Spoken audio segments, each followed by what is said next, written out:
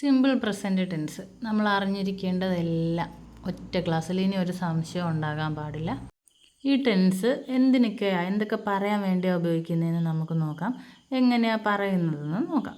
ആദ്യം ആവർത്തിച്ച് ചെയ്യുന്ന കാര്യങ്ങൾ പറയാൻ, അതായത് മുമ്പായാലും ഇപ്പോഴായാലും ഭാവിയിലായാലും ആവർത്തിച്ച് ചെയ്യുന്ന കാര്യങ്ങൾ അല്ലെങ്കിൽ ശീലങ്ങൾ പറയാനൊക്കെ ഈ ടെൻസ് ഉപയോഗിക്കും. രണ്ടാമത്തെ വസ്തുതാപരമായ കാര്യങ്ങൾ, അതുപോലെ തന്നെ ശാസ്ത്രീയമായ സത്യങ്ങൾ, പൊതുതത്വങ്ങൾ, ഇതൊക്കെ പറയാനും സിമ്പിൾ പ്രസൻറ്റ് ടെൻസാണ് ഉപയോഗിക്കുന്നത്. Sun rises in the east, സൂര്യൻ കിഴക്കുദിക്കുന്നു. കൗ ഗീവ്സ് അസ് മിൽക്ക്, പശു നമുക്ക് പാൽ തരുന്നു. ഇതൊക്കെ പൊതുതത്വങ്ങൾ ഒക്കെയാണ്. അപ്പോഴേ ഇത് പറയുമ്പം സിമ്പിൾ പ്രസൻറ്റ് ടെൻസിൽ എപ്പോഴും പറയും. ഇവിടെ നോക്ക്, റൈസസ് ഗീവ്സ്, ഇത് രണ്ടും വന്ന് നോക്കൂ വെർബിൽ. ഈ വെർബിൽ യെസ് അല്ലെങ്കിൽ യെസ് ചേർന്ന് വരുന്നത് സിംഗുലറാണ്. ഈ നിയമം എന്ന് പറയുന്നത് സിമ്പിൾ പ്രസൻറ്റ് ടെൻസിൽ മാത്രമാണുള്ളത്. സിമ്പിൾ പ്രസൻറ്റ് ടെൻസിൽ സബ്ജക്റ്റായിട്ട് വരുന്നത് ഏകവചനം, തേർഡ്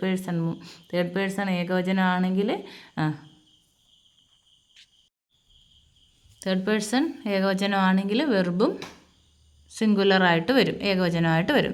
വെർബിനെ സിംഗുലറാക്കാനാണ് എസ് അല്ലെങ്കിൽ എസ് ചേർക്കുന്നത്. അതാണ് അവിടെ സൺറൈസസ് എന്ന് പറഞ്ഞത്, അല്ലെങ്കിൽ കൗ ഗീവ്സസ് എന്ന് പറഞ്ഞത്.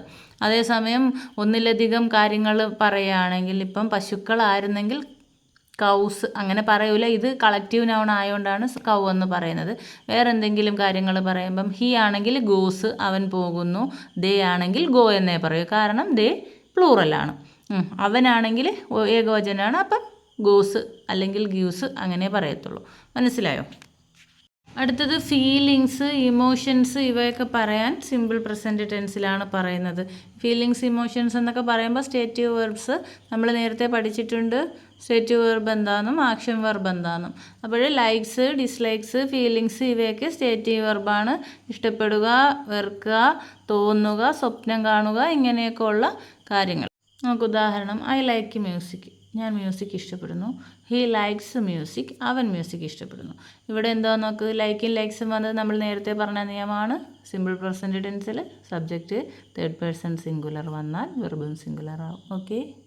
അടുത്തതായി കമൻ്ററി പറയുമ്പം ഈ ടെൻസാണ് ഉപയോഗിക്കുന്നത്. സിമ്പിൾ പ്രസൻറ്റ് ടെൻസാണ് ഉപയോഗിക്കുന്നത്. Sometimes, always, usually, often. Always എന്ന് പറഞ്ഞാൽ അല്ലെങ്കിൽ ഓൾവേസ് എന്ന് പറഞ്ഞാൽ എപ്പോഴും, യൂഷ്വലി പതിവായി, സംടൈംസ് ചിലപ്പോഴൊക്കെ, ഓഫൺ ഇടയ്ക്കിടെ. ഇതൊക്കെ ഇതിനകത്ത് വരുന്ന കീവേഡ്സാണ്. ഇതിലാണ് സിമ്പിൾ പ്രസൻറ്റ് ടെൻസിൽ. ഇതൊക്കെ കണ്ടാൽ അപ്പോഴേ ആലോചിച്ചോണം ഈ ടെൻസ് സിമ്പിൾ പ്രസൻറ്റ് ടെൻസിലാണ് പറയേണ്ടത്.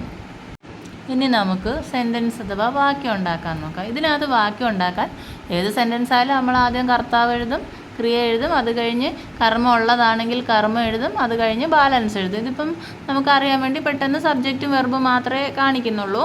ഉദാഹരണം നോക്ക്, അതിൻ്റെ അടിയിൽ വേറൊരു കാര്യം എഴുതിയിട്ടുണ്ട്. പ്ലൂറൽ ആണെങ്കിൽ സബ്ജക്റ്റ് പ്ലസ് വെർബ് V1 എന്നാണ് എഴുതിയേക്കുന്നത്. അതായത് പ്ലൂറൽ ബഹുവചനമായിട്ടാണ് സബ്ജക്റ്റ് വരുന്നതെങ്കിൽ ആദ്യം കർത്താവ്, അത് കഴിഞ്ഞ് നമ്മൾ എന്ത് ചെയ്യും, പ്ലൂറൽ എഴുതും. അതായത് V1 തന്നെ സാധാരണ പോലെ എഴുതും. ഇപ്പം വർക്ക്, ജമ്പ്, ഈറ്റ് ഇങ്ങനെ.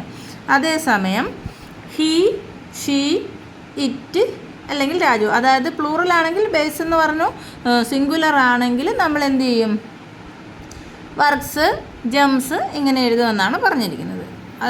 നോക്ക്, I, you, they, Raju and Radha എന്ന് പറയുമ്പോൾ രാജുവും രാധയും കൂടെ വരുമ്പോൾ സബ്ജക്റ്റായിട്ട് വരുമ്പോൾ ബഹുവചനമാണ്. അങ്ങനെ വരുമ്പോൾ ഐ, യു, ദേ, വി, അതുപോലെ തന്നെ പ്ലൂറൽ സബ്ജക്റ്റ് ഏതെങ്കിലും വന്നാൽ ബേസ് ഫോം ഓഫ് വെർബും, അതായത് വർക്ക്, ജമ്പ് ഇതൊക്കെയാണ് എഴുതുന്നത്. അതേസമയം അടുത്തത് ഹി, ഷീ, ഇറ്റ്, രാജു ഇതൊക്കെ വന്നാൽ എന്ത് ചെയ്യും, വർക്ക്സ്, ജംസ്, ഈറ്റ്സ് എന്ന് വരും. വർക്ക് അഥവാ വർക്ക് ഏകവചനവും അല്ല ബഹുവചനം പ്ലൂറൽ ആകുമ്പോൾ വർക്കും, ഏകവചനമാകുമ്പോൾ വർക്ക്സ് എന്നുമാണ് വെർബ് എഴുതുന്നത്. വാച്ച് ആണെങ്കിൽ വാച്ചസ്, ക്രൈ ആണെങ്കിൽ ക്രൈസ്. വെർബിനെ സിംഗുലർ ആക്കാൻ ബേസ് ഫോമിനോടൊപ്പം എസ് അല്ലെങ്കിൽ ഇ എസ് ആണ് ചേർക്കുന്നത്. ഉദാഹരണം എന്തുവായിരുന്നു നമ്മൾ പറഞ്ഞു, ഐ റൈറ്റ്, ഞാൻ എഴുതുന്നു. ഹി റൈറ്റ്സ്, അവൻ എഴുതുന്നു. ഓക്കെ, ഐ വന്നതുകൊണ്ട് റൈറ്റും, ഹി ഏകവചനം വന്നപ്പോൾ റൈറ്റ്സ് എന്നുമാണ് എഴുതുന്നത്. ഈ നിയമം സിമ്പിൾ പ്രസൻറ്റ് ടെൻസിൽ മാത്രമേ ഉള്ളൂ. വെർബിനെ സിംഗുലർ ആക്കാൻ ഇ എസ് ചേർക്കുന്ന കാര്യം നമ്മൾ പറഞ്ഞു. S, Z, CH, SH, X ഇത്രയും അക്ഷരങ്ങളിൽ അവസാനിക്കുന്ന വാക്കുകളിൽ ES ചേർത്താണ് സിംഗുലർ ആക്കുന്നത്. അതുപോലെ വൈയിൽ അവസാനിക്കുന്നതും വൈക്ക് തൊട്ട് മുൻപ് വ്യഞ്ജനാക്ഷരം വരുന്നതുമായ വാക്കുകളുണ്ട്. അവ എന്ത് ചെയ്യും?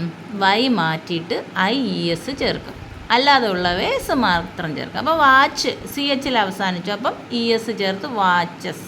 അതുപോലെ തന്നെ ക്രൈ CRY വൈയിൽ അവസാനിച്ചു, അതിനു മുമ്പ് വ്യഞ്ജനാക്ഷരം വന്നു, അപ്പം അവസാനത്തെ വൈ മാറ്റിയിട്ട് IES ചേർക്കും. ഓക്കെ. ഇനി നമുക്ക് ഈ ടെൻസിൽ കുറച്ച് വാക്യങ്ങൾ പരിചയപ്പെടാം. ഞാൻ എഴുതാറുണ്ട്. എങ്ങനെ പറയും? I write. ഞാൻ എഴുതാറില്ലെന്നോ? I don't write. ഞാൻ എഴുതാറില്ല. അപ്പം നീ എഴുതാറുണ്ടോ എന്ന് ചോദിക്കാൻ എന്ത് ചെയ്യും? ഡു ആദ്യം എഴുതും, അത് കഴിഞ്ഞ് സബ്ജക്റ്റ് എഴുതും, പിന്നെ വെർബ് എഴുതും. Do you write? അടുത്തത് നോക്ക്. അവൻ നടക്കാറുണ്ട്. അവർ നടക്കാറുണ്ട്. ദേ വോക്ക്.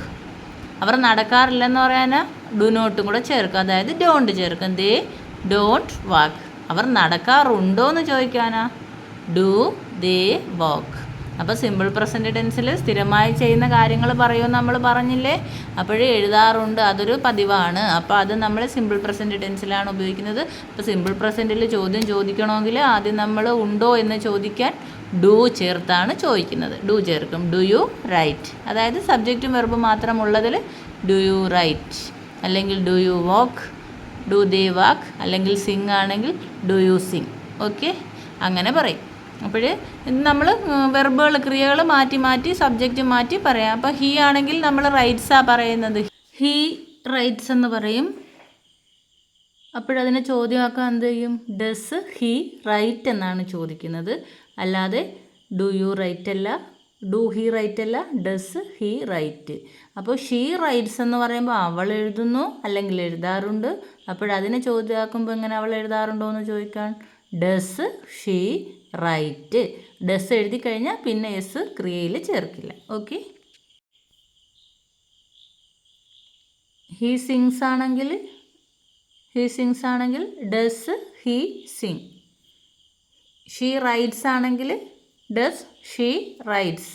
റൈറ്റ്, അവൾ എഴുതാറുണ്ടോ? അവൻ പാടാറുണ്ട്. He sings. അവൻ പാടാറില്ലെന്ന് പറയും. He doesn't Singh. He doesn't Singh. അപ്പോൾ സിങ്സ് എന്ന് പറയുന്ന വെർബിൽ നിന്ന് സ്പ്ലിറ്റ് ചെയ്ത് അപ്പോഴാണ് ഡസ് പുറത്ത് വരുന്നത്. അത് നമ്മൾ കഴിഞ്ഞ ക്ലാസ്സിൽ പഠിച്ചിട്ടുണ്ട്. എന്നാലും ഇപ്പോൾ നോക്കിയോ, അപ്പോൾ ഡസ് ആദ്യം ചേർത്താൽ പിന്നെ സിങ് എന്നേ ചേർക്കും, പിന്നെ സിങ്സും കൂടെ ചേർക്കില്ല. അതായത് ഡസും സിങ്സും കൂടെ സെൻറ്റൻസിൽ വരില്ല. അതുകൊണ്ടാണ് ഡസ് നോട്ട് സിങ് എന്ന് പറഞ്ഞത്. അടുത്ത നോക്കാം. അവൻ പാടാറുണ്ടോ എന്ന് ചോദിക്കുക. അങ്ങനെ ഡസ് ഹീ സിങ്. അവൻ പാടാറുണ്ടോ? ഇതിൽ ഡസ് ആദ്യം വന്നുകൊണ്ടാണ് സിങ് മാത്രം വന്നത്. ഉദാഹരണം, ക്യാറ്റ് റൺസ്. പൂച്ച ഓടുന്നു.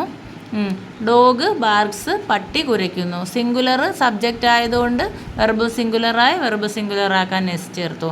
അടുത്ത നോക്ക്. ക്യാറ്റ്സ്. പൂച്ചകൾ വന്നപ്പോൾ എന്ത് വരുന്നു? റൺ, ഓടുന്നു. ഡോഗ്സ് പട്ടികൾ വന്നപ്പം കുരയ്ക്കുന്നു. മനസ്സിലായോ? അത് ഒന്നുകൂടെ സൂക്ഷിച്ച് ശ്രദ്ധിച്ച് നോക്കിയാൽ മനസ്സിലാവും. ഇനി ഇതൊരിക്കലും തെറ്റത്തില്ല. ഓക്കെ. ഞാൻ എപ്പോഴും കഠിനാധ്വാനം ചെയ്യാറുണ്ട്. I always work hard. Always എന്ന് പറഞ്ഞാൽ ഒരു സ്ഥിരമായിട്ട് ചെയ്യുന്ന കാര്യങ്ങൾ, അതുകൊണ്ടാണ് സിമ്പിൾ പ്രസൻറ്റ് ടെൻസിൽ വന്നത്. I always work hard. അവർ ആഴ്ചയിൽ ഒരിക്കൽ തിയേറ്ററിൽ പോകാറുണ്ട്. അതും പതിവാണ്. They go to theatre once a week. ആഴ്ചയിൽ ഒരിക്കൽ.